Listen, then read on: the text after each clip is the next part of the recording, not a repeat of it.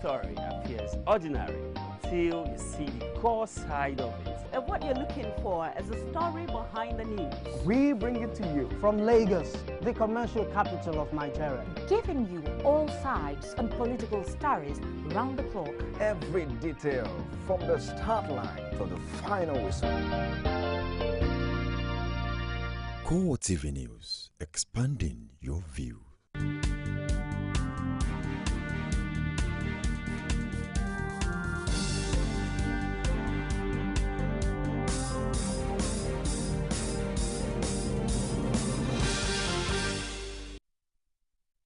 Welcome to CoreTV News at this hour. I am Nifemi Okuntoye. Apparently dissatisfied with the outcome of the just concluded governorship election in the state, the Osun State chapter of the People's Democratic Party and its candidate Iyiola Omishere have said the party is going to take its complaints to the Election Petitions Tribunal. This was part of the resolution reached after an extraordinary meeting of the party in Osogbo. The state chairman of the PDP, Chief Joe Williams, moved a motion that the Osun gubernatorial election was marred with fraud and irregularities and that the state PDP should reject it in totality. The motion was seconded by Alhaji Halidu Tiamiyu. A communique which was signed by the PDP chairman described the election as robbery of the electorate. The communique says the PDP in the state rejected in totality the outcome of the result and that it would contest it until the mandate of the state, which was stolen, is returned. The communique praised and commended the people of the state for coming out en masse to vote for the PDP. A federal high court in Abuja has adjourned hearing in the suit filed by former deputy governor of Adamawa State, Balangilari, to September 10. Gilari's office was declared vacant after the impeachment of Governor Murtala Nyako, but he insists that he did not resign. Justice Adeniyi Ademola adjourned the case after defense counsel asked for more time to enable them respond to the court processes filed by the plaintiff. Lawyers representing acting Governor Amadu Fintiri and the House of Assembly argued that the law allowed them a minimum of 30 days to respond to court documents, which they claimed to have just received. Gilari wants the court to nullify his letter of resignation on the grounds that it was not in line with the constitutional provision. He also wants the court to issue an order declaring him governor after Nyako's impeachment. Security forces in Kano have confirmed the arrest of a Boko Haram suspect, but are silent on the claims the 16 female suicide bombers are in custody. Spokesman for the Joint Military Task Force, Ikechukwu Eze, wondered where the story emanated from. He, however, admitted that one Ibrahim was arrested recently during a military operation. A national newspaper's quoting security sources had on Monday claimed that 16 female bombers were arrested during a raid on the suspected training ground for suicide bombers. But another report said 6 persons, including 2 teenage girls, were arrested in a suspected terrorist hideout in Kano. There is still no independent confirmation of any of the reports. The federal government and state governors are to meet on Wednesday to further deepen collaboration and efforts to stop the spread of Ebola virus. President Goodluck Jonathan disclosed this in Abuja. He also advised Nigerians against making contact with corpses. As a government, we promise Nigerians that we'll do everything humanly possible to contain the Ebola. We are doing our best. On Wednesday, I'm going to meet with all the governors of the states. They will come with their commissioners in charge of health, and we must make sure that every state is prepared. Where they lack, federal government will support the state to make sure that they have what it takes to contain the Ebola. It's unfortunate that one madman brought the Ebola to us, but we have to contain it. 60% of the spread is during burials.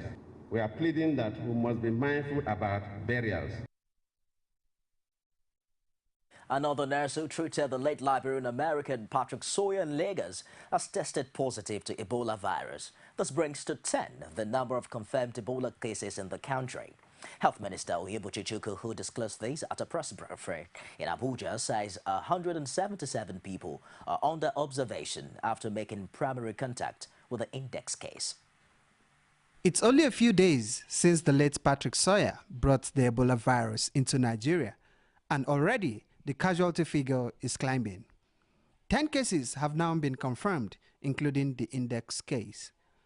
All affected Nigerians are said to have had contact with the late Liberian American. It has been 22 days since EVD first landed in Nigeria. As of today, 177 primary and secondary contacts of the index case have been placed under surveillance or isolation. 9 developed Ebola virus disease, bringing the total number of cases in Nigeria to 10. Of these 10, 2 have died, that is, the Liberian American and the Nigerian nurse, while 8 are alive and currently on treatment. The new case is a health worker like others. And although the minister, as usual, will not disclose her identity, but he disclosed that she is a newly married nurse. She doesn't have children, and it's only the husband she's been in contact with. So the husband is under surveillance, yes. Only the husband? Only the husband, newly married, and only 2 of them live in the house. The health authorities say Nigeria is collaborating with local and international partners to contain the virus, but the minister is also looking forward to doctors calling off their strike. We are still discussing with the NMA. We are still pleading with the Nigerian Medical Association to ask its members to return to work. While we are still doing that, we've not gone to bed. We are not sleeping. There are doctors who are not part of the strike, and they've been taking part in the management of these patients. As of today, for the treatment of Ebola virus disease, the NMA strike is not affecting it. But that is not to say that we don't want doctors to work. We certainly want doctors to work, particularly now that we want to be sure that in every other state we don't have the problem. So we're still in touch with the NMA, and we hopefully they may even call it off this week. The Nigerian government is convinced that its efforts to check the spread of the virus will succeed. But for now, the number of confirmed cases is now in double digits, with over 100 people either under observation or in isolation.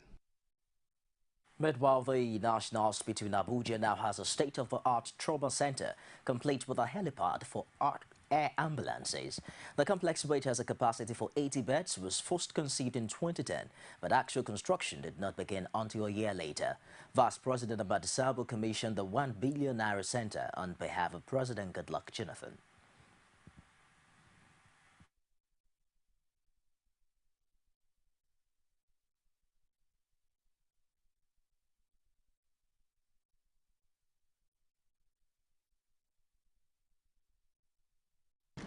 This trauma center, I can confirm that is one of the best trauma centers you can find anywhere in the world. A global standard trauma center. And this is just the beginning of Mr. President's transformation agenda in health delivery in this country. The center is also endowed with 3 operating theaters with ultramodern bone unit and recovery rooms, 8-bedded adult ICU with monitors and ventilators, 4-bedded VIP ICU, a rehabilitation unit, 60-bedded admission capacity, space for expansion up to 80 beds, complete with piped oxygen and air on each bed, produced by an independent dedicated oxygen plant, tested and ready for use. Call rooms for both consultants and residents, laboratory scale acquisition, practical rooms, e-library, 3 large conference rooms of 100 to 150 capacity each, 3 seminar rooms for use as training lecture rooms. Your Excellency, sir, the center has full complement of central air conditioning, lift to ease movement, as well as helipad for emergency transfer of patients via ambulance. Friends is adjourned to Wednesday to enable delegates to go through the final report.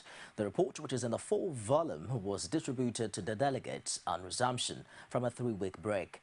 Conference Secretary Valeria Zinge announced the delegates would be given 3 days to study the report before they reconvene to consider it. A number of the delegates spoke on the adjournment. All we have come here to do is not to start debating all over again. is to look at the report, to cross the T's and dot the I's. And if people are fastidious, the most important areas in this report are the recommendations, the resolutions.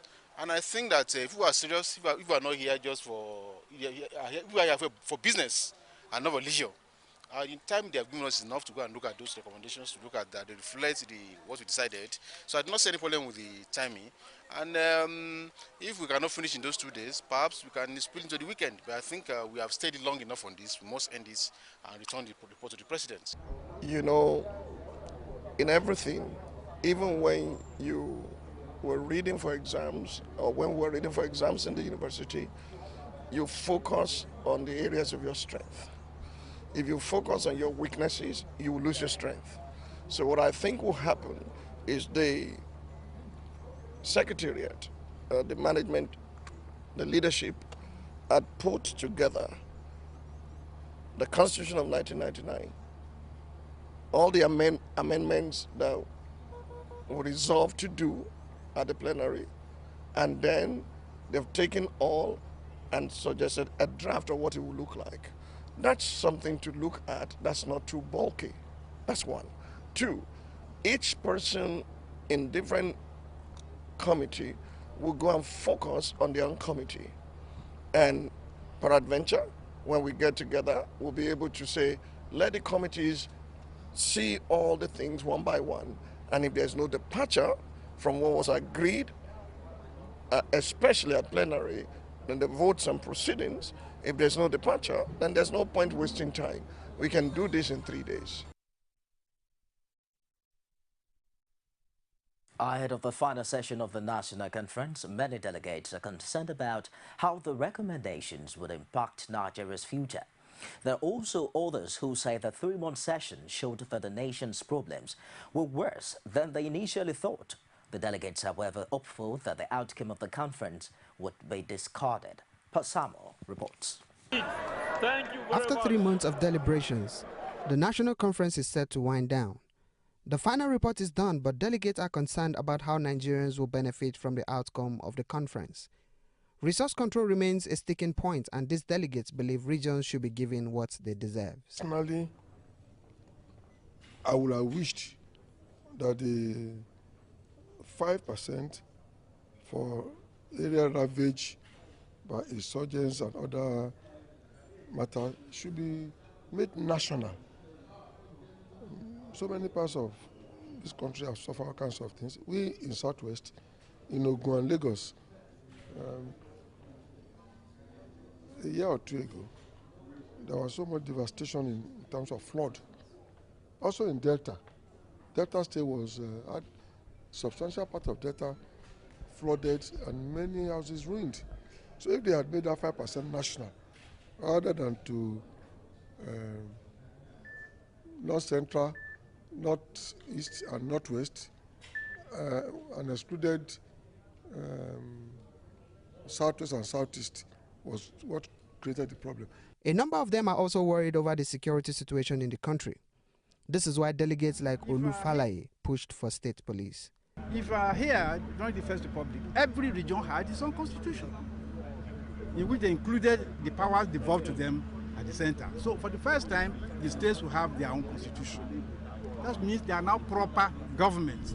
Two, each state will have a police force which will enforce its own enactments. That is the meaning of a government. A government is a body that can legitimately make laws and enforce them by their own authority through a police force. That is the definition of a government. Now they are proper governments. Two, in the federation units control their own local governments. Hitherto they were third tier control from Abuja. Now they are proper state federation units.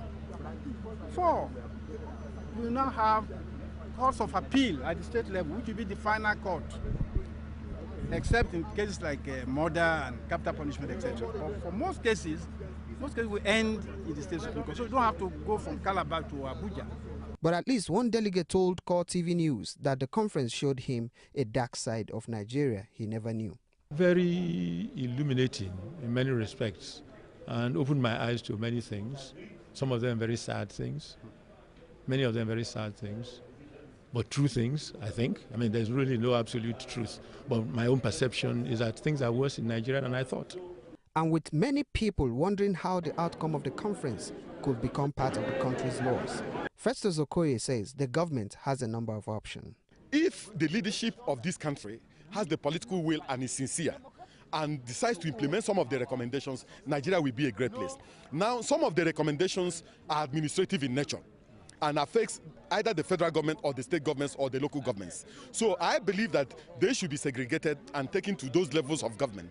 Some of the recommendations are policy in nature, that you don't need any legislation or any National Assembly intervention to implement. The organs concerned with all these things should go ahead and implement them. So, what then should Nigerians expect as the conference reconvenes for a final session? Before we leave, we concluded that we will send our report to Mr. President, who sent us there. We will now set up a technical committee that will transfer that issue. So we are going there now. We are resuming on Monday. It's supposed to be on the 4th. They are sent to, because of this Salah holiday, only for us to peruse the report. So we don't want anybody to smuggle things inside the report. What we don't discuss, we enter there. I think it may be about 2-3 days after we peruse and we okay, it will be signed. Everybody has a copy, and I leave the floor. Now that another national conference has gone down into history, Nigerians can only hope that the outcome will go a long way in making the country a better place.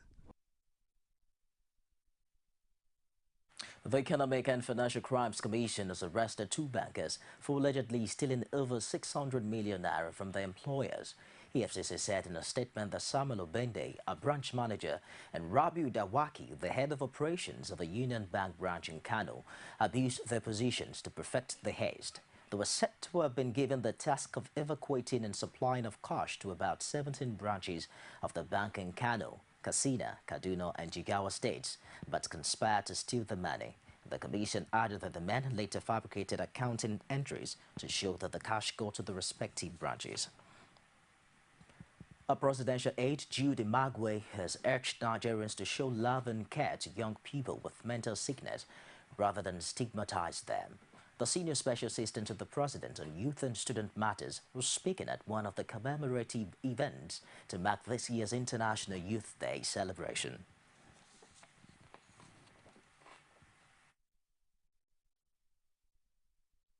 Today's theme of International Youth Day has to do with mental health. Now, what it means by mental health, it means that there are some of our brothers and sisters that have challenges of mental problems. When you talk about mental health, does not mean that the child has to be in sin, walking on the streets to qualify him as mental health challenged person. There are several other mental health challenge cases that we have, but these things are not discussed. So just as we are discussing it today, across the world, because it's International Youth Day, other people are equally discussing it. And now when we discuss these things, it assists us. It assists us because there are stigmatization, there are depression, there are neglection, there are equally the high form of isolation from those that suffer from it, or those that handle those that suffer from it. So we have a duty today to tell them and tell the other brothers of us across the globe and in the world that those that have mental health challenges are not alone, that we are with them. We will care for them to give them reasons to wanting to live. We'll show them love to make them understand that depression is a shortcut to death. We equally give them sense of acceptance and belongings to make them know that they still have purpose from which they can live their life to the fullest. Students of Lagos State University have appealed to the state government and the authority of LASU to free students who are being victimized for their roles in the fight against fee hike in the institution. A statement by the Students' Union President Nuruddin Yusuf, the students commended Lagos State Governor Babatunde Fashola for reversing the institution's fee to 25,000 naira. Yusuf said the reversal fee would restore the hope of thousands of Lagosians who had previously been denied access to education. Yusuf commended the LASU restoration team, Students' Parliamentary Council, past union leaders, Academic Staff Union of University, Senior Staff Association of Nigerian University, Education Right Campaign and Joint Action Fund, among others, for their roles in the agitation. It's CoreTV News of the hour. I'll be back shortly with more stories. Don't go away. This is Lagos. This is our city. You know that our city needs heroes. Yeah, yeah. Our future is in our hands. The spirit of Lagos, a city that is strong in value, a Lagos that is filled with heroes, with neighbors that care for each other. This is Lagos. This is our city. Our city needs heroes. Our future is in our hands. The spirit of Lagos. I need you, you need me. Together, we're the spirits of Lagos.